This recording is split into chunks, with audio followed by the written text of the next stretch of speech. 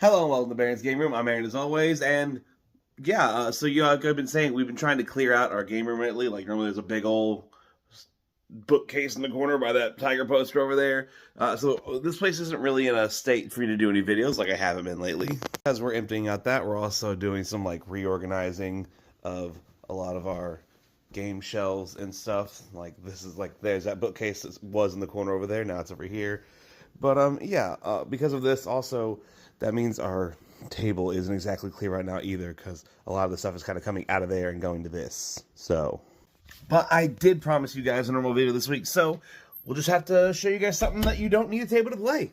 You know, weirdly enough, I actually have two, but the one I want to talk about is one that I kind of mentioned, I think, in my last video, Jibber Jabble.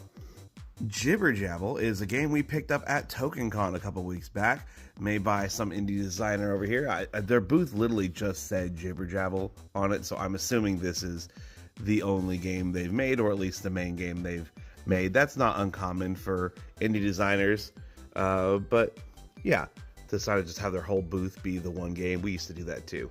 Let's open it up and talk about it. I couldn't find it anywhere on the box or in the rule books, but on the website I can see the designer's name is Cassie Sykes. So hey, real quick, Cassie, girl, if you're seeing this, get your props. Don't sit there and hide away. People need to know who you are. That's important stuff. Next game you can put out, because I'm sure you'll have another great idea, make sure your name's on there somewhere, even in the rule book, just real quick. All right, anyway, let's go on. Do you need a table to play? No, but one does make it a little easier to present. So TV tray for the win here. Anyway, in the box, there's just a bunch of cards, all right? You have these three kind of stacks: word cards, roll cards, and power cards. This is a bit of a hidden roll game, in that each player will be given a roll card, and depending on which style you're playing, depends on which roll cards you're using. What you'll always have is a gibber. This is the person who has to correctly guess the word from the word card. This is a word game if you guys didn't figure that out yet. And then you will have a bunch of jabblers. Jabblers, their job is to work together to spell out clue words for the gibber, one letter at a time. That's the whole game. What we're doing here is that jabblers are going to start spelling out clue words one letter at a time to try and help the gibber figure out what card or what word they secretly picked from their little word card here. So yeah, let's get a little more into it. Real quick though, I'm sure you might be saying like, well, if we have all these cards, where are they going to go? I've personally played this without need for a table. Basically, you just keep a lot of it in the box. Like, there's no reason any of this really needs to come out. The only thing that needs to come out are the power cards. Whichever ones you don't use, back in the box. Draw out one word card, the rest of it back in the box. Take out however many roll cards you need, mix them up and distribute them. Keep all the rest in the box. Otherwise, every player is just kind of holding one of these, and then you have one of these out. So all you really need to have is one card out, a few of these cards out in hand, and every player will have one of those in hand. That's it.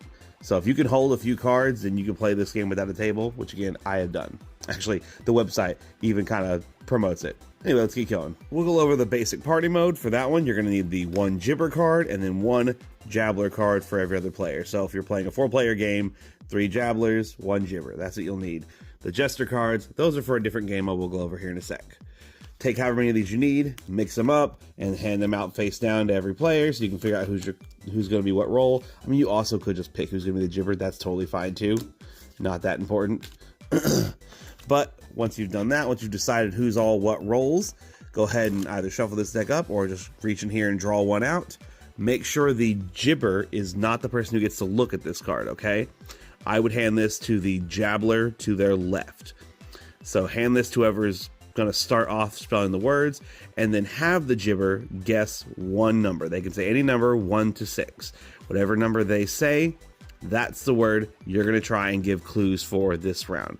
So let's say they said 5, which means all the jabblers are going to try and spell out clues for B here. But we're not quite ready yet. We also need to use these power cards. These can help you sort of mess up the general gameplay of everything. Shuffle these up and deal them out one at a time to every player evenly. Once you don't have enough to give every player a power card, not the gibber obviously, all the jabblers get these split up evenly. Then take the rest and just set them off to the side. Back in the box is fine. Let's say, for example, real quick, you were playing with 4 players. That means 1 Jibber and 3 Jabblers. For the power cards, that means each, because there's 10 cards here, that means each Jabbler would have 3 cards, and then one of them would just make its way back to the box or off to the side because you're not using it. All right, so you got your power cards, you got your rolls, you draw on your word card. They have said they wanted 5, and we said that was going to be B. That means now, starting with the Jabbler to the left of the Jibber, or I guess you could start wherever you wanted, more or less, but yeah, starting with someone, you're going to start spelling out clue words for the Jibber to guess. You get 3 words, all right? As a group, you can spell out 3 words. So on your turn, basically, when it's your turn as a Jabbler to add to this thing, you can either say one letter, you can say stop, or you could play one of your power cards, or maybe request another player to play one of their power cards, as sometimes some of these are meant to be played on other players' turns. Power cards basically let you break the standard game flow of stuff by letting you do things like whisper a letter over to someone who needs some help right now, or simply passing your turn off because you don't know what to do. You could end up taking a power card from another player. You can reverse the turn order because you think going back that way might help get the word spelled out better or not. You could just nix the last letter, like, whoa, I don't know what they're spelling here. They messed something up here. We're just going to nix that. And on that note, while this is a spelling game, perfect spelling is not necessary, all right? If you guys end up kind of messing it up or whatever, that's sort of in the fun of the game, in that a little bit of misspelling might make it a little harder for the clue guesser to, or the word guesser, the Jibber, to get the right thing if you guys are kind of spelling stuff wrong or whatever. But that doesn't mean you should just go willy-nilly and spell stuff all wild, all right? You should try to spell stuff correctly when you can, but if it gets a little off, you just do your best to try and fix it. You might even have times where you don't have any power cards left, and the person going next just has no idea what other letter to add to this, and then you could just sort of stop and you have an incomplete word. And that's supposed to be part of the fun of challenge of, oh, we kind of messed up, oops, hope they can guess it with the other 2 words we still have to spell out. Another part of the big fun and strategy of it is you're not supposed to communicate between all the Jabblers. You're just supposed to say whatever letter you're trying to say, and then hope that everyone else kind of picks up on what you're trying to do. For our example, we said the word was B, right? So maybe I want to spell out Bumble because Bumblebee, obviously. So I say B, and then the next player says U, but then the third player doesn't say M. They think, oh, well, a bee is a bug, so they just go G. The word can change mid-thing.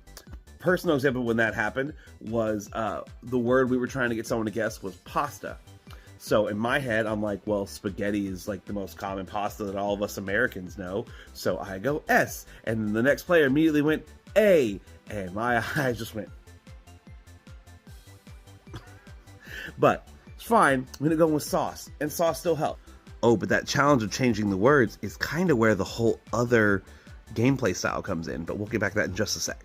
So after the players have all spelled out 3 words, or attempted to spell out 3 words, basically once you've said stop 3 times, now it is time for the Jibber to try and make the guess on what the word is. They get 2 guesses to try and guess correctly what the word is. If they guess right, congratulations, you guys did it. It's a cooperative game, so you just sort of go, woo, yeah, we did it, and you go on and do it again. It's a good time waster kind of thing. But if they guess wrong, then sorry guys, maybe talk a little about what we can do to make it work next time. And that's pretty much it for the basic party mode that can go up to, I think they say 11 players. I mean, honestly, you could kind of just play as many as you want and just sort of have players that don't get some of these. But anyway, let's go into the other mode real quick, which I don't have quite as much experience with, but yeah. Because you can also put in these Jester cards to do a sabotage mode. This is supposed to be a more competitive version of the game, where you actually do get a lot of points and all that. And the Jibber only gets 1 guess to try and guess correctly, but they can apparently guess after any clue word is given, because more points are given the earlier they guess it, but guessing wrong gets, the Jester more points and all that. Basically, the whole idea of the Jester is trying to mess stuff up, but not obviously. So again, stuff can change midway through, like we did on, Bumble to bug, and spaghetti to sauce, or the very good example they give in their book over and over again on their website and everything is the word being cat, and someone thinking meow, M, but the next person goes, oh, cats drink milk, I, oh, okay, well then it must be oh man, so the next one they say see, it becomes mice, whatever, but it changes over and over again. And yeah, that's sort of how the jester wants to do it. They want to try when they can to skew the word off into less helpful clues, or maybe a really obvious clue for a different word. Or maybe they just don't know the next letter and they kind of end up spelling something a little weird or wrong or have to say stop. But again, you don't want to get caught, because if the Jibber can guess who the jester or jesters are, depending on player count, I think 4 to 7 is 1 jester and higher is 2 jesters, then they end up stealing some points away from them. So the jester wants to try and mess things up without getting caught about messing stuff up. Yeah. At this point, I've probably over-explained this very simple game. It's simply spelling out some clues to get someone to guess. For some people who want a big competitive thing, maybe it's not for you. I feel like the jester mode might still be kind of hard to get points. There's some games that you can put competitive modes into that, feel like they kind of go against the general nature of it, and this kind of feels like one of them. You totally can do a competitive mode, but I don't know if I personally recommend it. I think it's just a good little way to kill some time while you're on a road trip or sitting around. We've started taking it out to eat with us, where we just sort of spell out some words while we're, having our appetizers or whatever, in between having conversations and all that. Let's spell out a quick word here. We didn't take it on a big car trip, wherever, so we totally should have, because we've talked several times about how easy it would be to play in the car. Because again, you just sort of pass that word card around, and as long as the Jibber doesn't see it, you're all good. And yeah, it's a beautifully simple game. It's a ton of fun. I think it's pretty obvious what this one's going to get. Jibber Jabble is absolutely Baron approved, guys. Pick up a copy.